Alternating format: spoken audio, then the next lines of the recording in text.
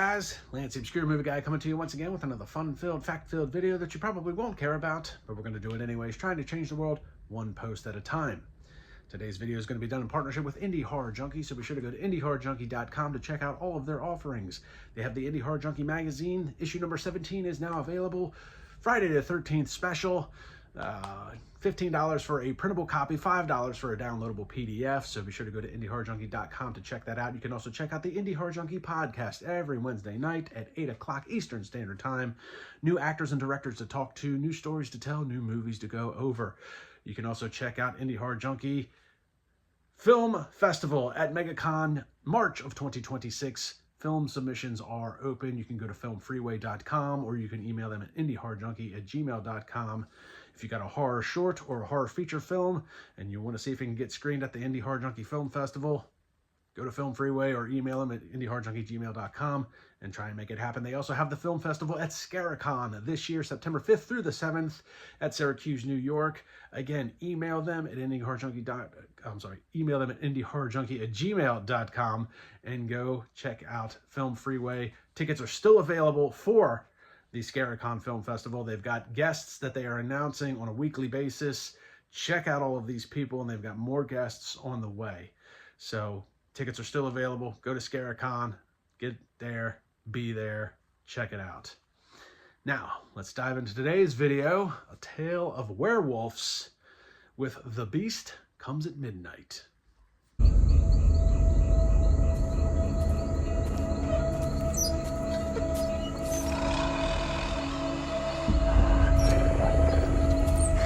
Beast! I'm the last of the Andros bloodline! Come and claim your prize! Not today, Beast.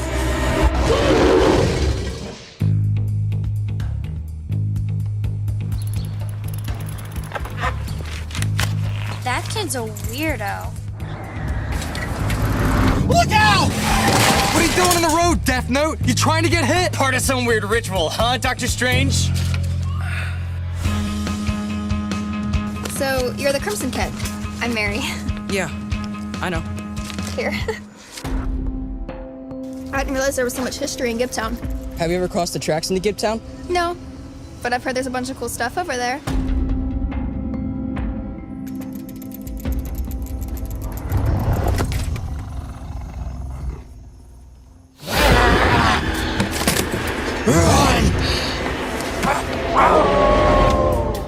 This is very real, tough. The Wolf Boy? I need some information. Chasing the stars? A werewolf. That's what your new story is on? The attacks are moving from outside of Fishhawk and into Gibtown. He's becoming stronger.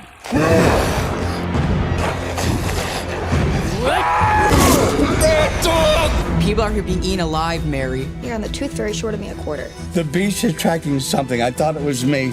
I can sense the beast is coming. There is death in the air this night. I came out here to save Tough. It's not tough the beast is chasing, Mary. Will you just tell me that was your stomach, Mutt? Not even on my best day.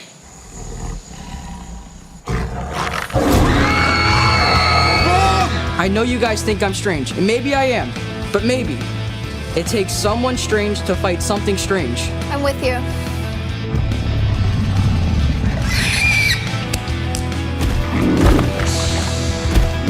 Hey, dog breath!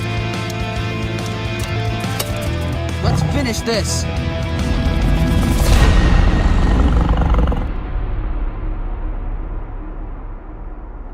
Do you think dogs think that we're pets? The Beast Comes at Midnight tells the tale of a gentleman played by Eric Roberts who's on the hunt for the werewolf and needs to destroy him and ends up going missing. Werewolf continues to run around town, causing havoc, seemingly on unbeknownst victims. Not too depth of a plot, and I will say that this is kind of an... Okay, so I like this is an interesting take on werewolf lore, because it's not your typical werewolf movie. It's also not your typical horror movie. I would honestly say that this is, for a lack of a better term, this is a little bit more family-friendly of a horror film than a lot of the other stuff that I watch. which is kind of nice. So if you have like a preteen or a very young teenager that's kind of looking to get into like horror type stuff, or even like creature features, this is actually a pretty good segue to do that with. There's not a lot of blood and gore. There's not really any big like jump scares. It's just a really good storyline that's executed pretty well.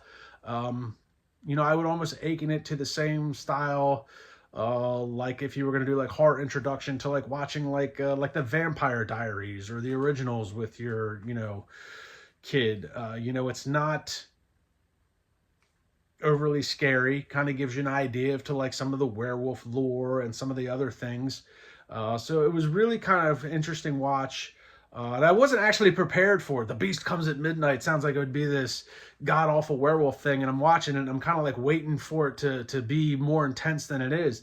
So once I got through it, I actually watched it again a couple days later on Tubi, because I wanted to give it a fair shake, because I wasn't anticipating what it was. So I was able to analyze the film a little bit better the second time through, knowing I wasn't going to be in for a whole lot of blood and guts, blood and gore, jump scares and stuff like that. So it was really well written.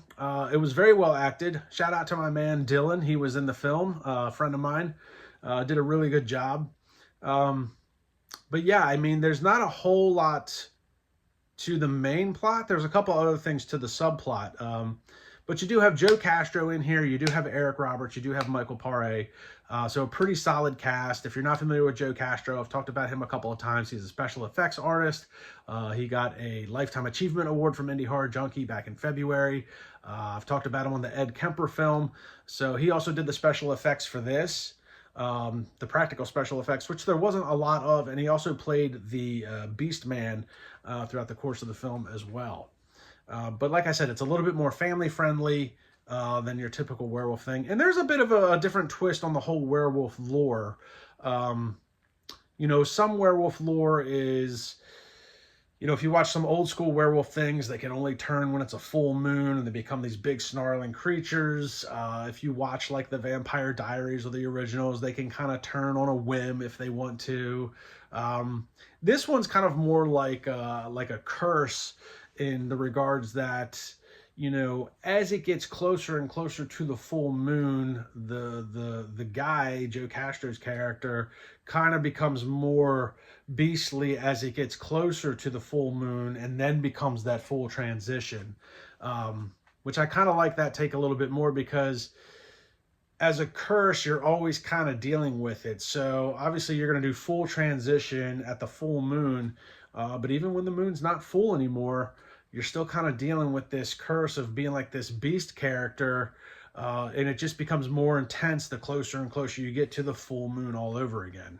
As far as other actors go, you have Michael McKeever as the Crimson Kid and Madeline Cimento as Mary, who basically turns out to be, I guess, their variation of a final girl. And this was done, I guess, back in, well, it was released in 2023. I don't know when it was filmed. I know Michael McKeever, he's like a young teenager in this, I guess, you know, 14, 15 years old, whatever the case may be. And Madeline Cimento as Mary, I mean, she did a really, really good job acting. And I was kind of surprised when I looked her up. Like, apparently it's the only thing she's done so far. And I don't know why, because she did a stellar job. She was able to show a lot of range in this character. She was able to show a lot of concern for a lot of different things. Different emotions, plus be a final girl in a horror flick. So, I mean, she had a lot going on and did everything really, really well. I was kind of surprised that she hasn't been cast in anything else. I don't know if she just doesn't want to be an actress, or if she's pursuing like a modeling career or something else, but I was really surprised by that. Now, Michael McKeever, we will talk about again in a future video, but he did a really good job being this young teenager. And as the Crimson Kid, it's not like a superhero. It could be. But his family, you know, kind of runs like this, like carnival circus type sideshow freak history museum type thing, which was pretty cool. You know, and then you have some other characters that are pretty typical. You have a, you know, you've got a jock, you've got Dylan played a guy that was, you know, pretty much just a party animal, wants to party all the time. Then his best friend's a jock, he's kind of an asshole. Then you've got the, you know, the bitchy girlfriend, like, why are you hanging out with that guy type thing. But it is kind of cool in the end. They all kind of have to come together, separate their differences and set them aside, and come together as a united front to try and take on this werewolf creature. So, like I said, this is, from a fundamental standpoint, this is actually a pretty good film. The production quality is really good. The acting is pretty solid throughout the course of the thing. There wasn't a whole lot of highs and lows in anybody's acting. It wasn't wishy-washy. You know, the pacing is good. It moves along at a nice, steady pace. Now, I will say some of the writing is kind of predictable as far as the dialogue goes, and maybe a couple of twists and turns that were along the way were also kind of predictable. Maybe didn't land as hard as they wanted them to. But overall, a really solid film. And like I said, I liked the fact that it's a little bit more family friendly, that you could sit down and watch with a young kid without the blood and guts and the gore and stuff like that. So I think this was well executed. It was put together really well.